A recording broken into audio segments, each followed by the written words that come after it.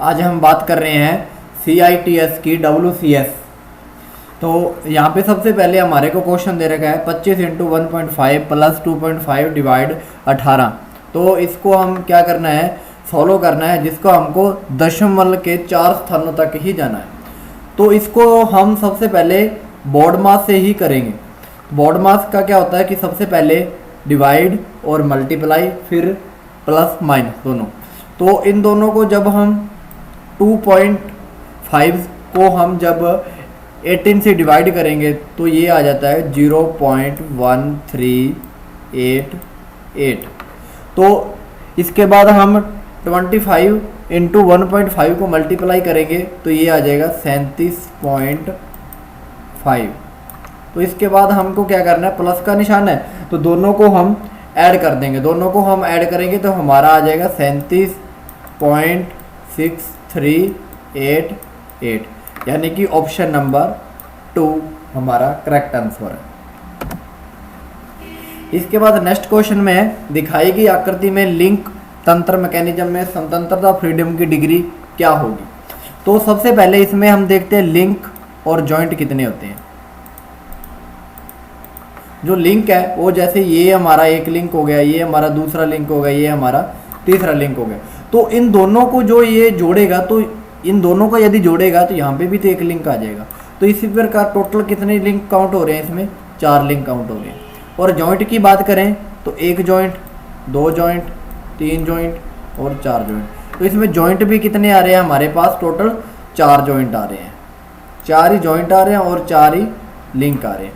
तो इसका एक छोटा सा फॉर्मूला होता है 3L-1 ब्रैकेट बंद -2 और J। यहाँ पे जो L होता है वो लिंक होता है और जो जॉइंट J है वो जॉइंट होता है। तो इसके बाद हम वैल्यू रख देंगे। तो इसकी जो लिंक है वो 4 -1 -2 इंटू में 4। इनको सॉल्व करेंगे तो 4 - 1 3 को 3 से मल्टीप्लाई किया तो हमारे पास आ जाएगा 9। तो 9 - 8 आ जाएगा 1, जो कि हमारा करेक्ट आंसर हो जाएगा 1। तो इसके बाद है कि find the original price of goods if the craftsman sells good for Rs 450 after giving 25% discount. इसका ये बता रहा है कि कोई दुकानदारी है वो किसी चीज़ को 450 रुपये में जब बेचता है तो वो 25% डिस्काउंट करके बेचता है, तो उसका MRP कितना होगा। तो यही हम क्वेश्चन से देख लेते हैं कि जो 450 वैल्यू है वो कितने, जो भी चीज़ होती है वो अपने आप में 100% होती है। उस वैल्यू की कितनी होगी, 100% होगी उसकी MRP। तो जो 400 रुपया उसने पे किया है वो कितने परसेंट का किया है, 75 का। तो 75% बराबर कितने हैं हमारे पास रुपए है, 450 है। तो 1% की जब हम वैल्यू मान लो वैल्यू निकालते हैं, 1% की वैल्यू निकालेंगे तो 450 डिवाइड 75, 1% बराबर है 450 डिवाइड 75। तो इसी प्रकार वो वस्तु है जो भी है वो 100% बराबर करेंगे तो क्या आ जाएगा, 450 डिवाइड 75 इंटू में 100। इनको जब हम फॉलो करेंगे तो हमारे पास वैल्यू आ जाएगी 600, जो कि हमारा करेक्ट आंसर हो जाएगा फर्स्ट नंबर। नेक्स्ट क्वेश्चन है आकृति में केबल को मापने के लिए किस परिमाण का उपयोग किया जाता है। तो इसने ये दिखा रहा है कि यहाँ से कोई इतनी लंबी लेंथ है जिसको हमारे को नापना है, तो किस चीज़ की हम यूज करते हैं। तो लंबाई, द्रव्यमान, अवधि या इलेक्ट्रिक करंट। तो हमारे को सबसे पता ही है भी किसी चीज़ की हमारे को नाप लेनी है तो वो हमेशा किस में लेते हैं, हम लंबाई में। तो इसका करंट यानी कि लेंथ। नेक्स्ट क्वेश्चन, यदि वस्तु पर कार्य करने वाले शुद्ध बल 450 न्यूटन है और 50 मीटर पर सेकंड स्क्वायर पर गति का यानी गतिवर्धी एक्सेलरेशन करता है तो उस वस्तु का द्रव्यमान ढूंढे, यानी कि द्रव्यमान कितना होगा। हमारे पास जो फोर्स दे रखा है वो है 450। तो F बराबर होता है M इनटू में ए, एफ दे रखा है 450, एम निकालना है और ए कितना दे रखा है 50, तो एम इंटू में आ जाएगा 50। तो एम की बराबर जब हम निकालेंगे तो 450 डिवाइड में 50, 0 से 0 कैंसिल हो जाएगी, ये आ जाएगा 9 पंजा 45। तो हमारा राइट आंसर हो जाएगा 2 नंबर यानी कि 9 kg। नेक्स्ट क्वेश्चन, मुक्त शरीर आकृति फ्री बॉडी डायग्राम में दो बलों को दिखाया गया, यदि गेंद का वजन 4 kg हो तो गेंद का त्वरण कितना होगा। तो फॉर्मूला यही होता है F बराबर में m इंटू में ए। तो जो मास है यहाँ पे दे रखा है 4 kg, m बराबर 4 kg दे रखा है। तो ये क्या है, देखो 5 न्यूटन का बल लग रहा है इस साइड में और 3 न्यूटन का बल लग रहा है इस साइड में, उसके अपोजिट साइड में। तो यहाँ पे जो हमारा फोर्स एक्चुअल में फोर्स है वो 5 माइनस 3 हो जाएगा, तो एक्चुअल में फोर्स कितना हो जाएगा 2 न्यूटन। m दे रखा है 4 इंटू ए निकालना है, तो यहाँ से सीधा हो जाएगा 2/4 यानी कि 0.5 मीटर पर सेकंड स्क्वायर। यहाँ पे करेक्ट आंसर हो जाएगा 3 नंबर यानी कि 0.5 मीटर पर सेकंड स्क्वायर। दो वस्तुएं हैं जिनका मास दे रखा है m1 और m2 के बीच का, हमारे को जो गुरुत्वाकर्षण बल है वो हमारे को निकालना है। तो जो इनके बीच की डिस्टेंस है वो दे रखी है हमारे को 30 मीटर। तो क्वेश्चन यही है कि जो एक वस्तु है ये है, दूसरी वस्तु ये है, तो इनकी जो बीच की दूरी है वो है 30 मीटर। इसका मास है 20 kg और इसका मास है 30 kg। तो इनका क्या है, मास दे रखा है हमारे को 20 kg और 30 kg दे रखा है। जी की वैल्यू दे रखी है 6.6726 इंटू 10 की power minus 11 newton into metre square per KG square. ये जो माइनस दे रखा है ये इसकी पावर में है ना कि इसकी माइनस में है, माइनस पावर 11 है। तो इसका जो फॉर्मूला होता है वो है F बराबर में m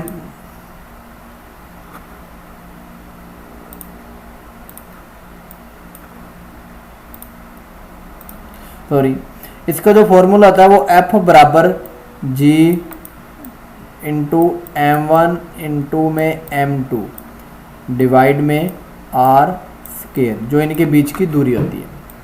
यहाँ पे जो g की वैल्यू दे रखी है वो 6.6726 इंटू 10 की पावर माइनस में 11। तो इसके बाद क्या है, m1 दे रखा है 20 इंटू में m2 कितना दे रखा है 30 डिवाइड में आ जाएगा। डिवाइड में जो इसके बीच की दूरी कितनी है 30, तो वो आ जाएगी स्क्वायर में है तो 30 इंटू में 30, तो हमारा 30 से 30 कैंसिल हो जाएगा। तो इसके बाद हम इनको सबको मल्टीप्लाई करके और 30 का जब डिवाइड करेंगे तो हमारे पास वैल्यू आ जाएगी ऑप्शन नंबर ए 4.4484 इंटू 10 की power minus 11 Newton.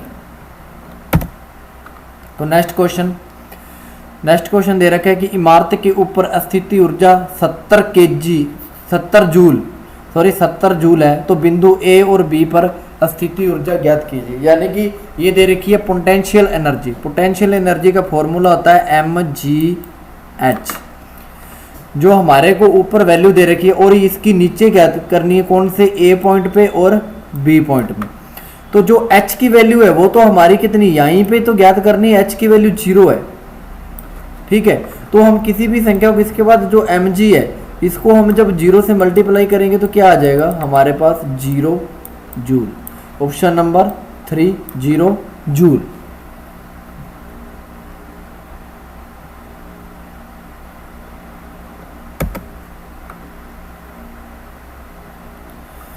Next question है in proportionally curve which alphabet describe yield point, यानी कि अनुपातित वक्र में कौन सा अक्षर उपज बिंदु का वर्णन करता है। तो यहाँ पे हमारे को ये बताना था यील्ड पॉइंट कौन सा है, ए है, बी है या सी है। तो जो हमारा सी होता है वो होता है यील्ड पॉइंट, ठीक है। जो हमारा बी पॉइंट होता है वो होता है इलास्टिक पॉइंट,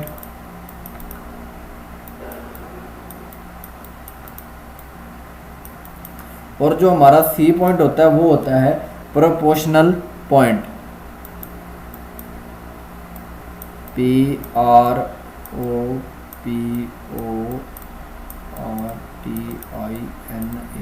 प्रोपोर्शनल पॉइंट। तो हमारा ऑप्शन नंबर आ जाएगा 3 यानी कि सी हमारा जो है वो एक्चुअल में यील्ड पॉइंट होता है।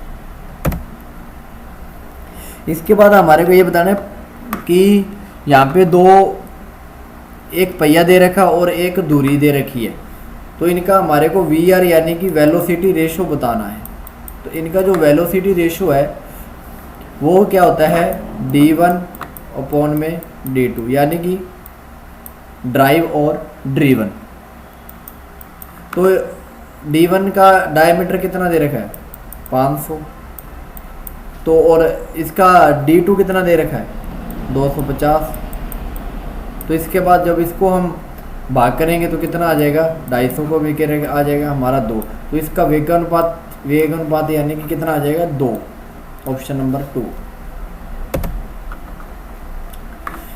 तो ये आगे नेक्स्ट क्वेश्चन है कि मुक्त शरीर आकृति फ्री बॉडी डायग्राम में शुद्ध बल की दिशा कितनी होगी। तो अब यहाँ पे क्या दिखा रहा है कि ये कोई बॉडी है जिसपे एक फोर्स नीचे की तरफ लग रहा है 1200 न्यूटन और एक फोर्स ऊपर की तरफ लग रहा है 600 न्यूटन। तो अब 1200 माइनस 600 करेंगे तो नीचे की तरफ कितना फोर्स ज़्यादा लग रहा है 600। तो ऑप्शन नंबर क्या आ जाएगा 600 न्यूटन डाउन यानी कि नीचे, ऑप्शन नंबर 4। तो what is the percentage of friction 85/25, friction प्रतिशत पूछा तो इसने प्रतिशत में है, या तो क्वेश्चन लिखने में गलती है या इसके ऑप्शन में है। तो इसको क्या करना है 85/25, तो हम करेंगे ये आ जाएगा 3.4, ऑप्शन नंबर 3। यदि प्रतिशत में पूछा है लेकिन ऑप्शन में दिया होता तो हम इसको 100 से मल्टीप्लाई भी कर देते, तब हमारा प्रतिशत में वैल्यू आ जाती, लेकिन क्वेश्चन के हिसाब से अभी 3.4 ही आ रहा है। तो फाइंड द मीडियम, तो इसको हम मीडियम में यानी कि इसका मीडियम पॉइंट हमारे को निकालना है कि मीडियम वैल्यू इसकी कितनी होगी। तो सबसे पहले इसको हम डिसेंडिंग ऑर्डर में लिखते हैं। तो डिसेंडिंग ऑर्डर में लिखने के लिए क्या करेंगे, सबसे पहले आ जाएगा 2, 3, 4, फिर इसके बाद आ जाएगा 7, फिर 9, फिर 10, फिर 23, फिर 23, फिर 38 और फिर 38। तो इधर से हमने 4 वैल्यू छोड़ दी, इधर से हमने 4 वैल्यू छोड़ दी। तो बीच वाली जो वैल्यू है इन दोनों के ले लिए, इन दोनों को ऐड किए कितना आ गया 19। 19 में जब हम 2 का डिवाइड करेंगे तो कितनी वैल्यू आ जाएगी 9.5, जो कि ऑप्शन नंबर 2 में सही है 9.5। Find the matrix addition of 2 × 2 matrix where. तो यहाँ पे क्या है, ये क्वेश्चन हमारे को गलती है दे रखे है रॉन्ग, क्योंकि इसका ऑप्शन कोई नहीं है तो हम कैसे फाइंड आउट कर पाएंगे, इसलिए ये क्वेश्चन रॉन्ग है क्योंकि इसके ऑप्शन नहीं है। तो नेक्स्ट क्वेश्चन है कि यदि 40 ओम प्रतिरोधक में 2.5 एम्पियर विद्युत प्रवाह है तो उस सर्किट को दिए जाने वाला बल यानी कि पावर कितना होगा। तो इसको हम जब लेते हैं तो ये वैल्यू होती है I² × R, P बराबर में I² × में R। तो I कितनी इसकी एम्पियर दे रखी है 2.5 × 2.5 इंटू में R कितना है 40। इन सबको मल्टीप्लाई करेंगे तो आ जाएगा हमारा 250 वाट, ऑप्शन नंबर 4 यानी कि 250 वाट।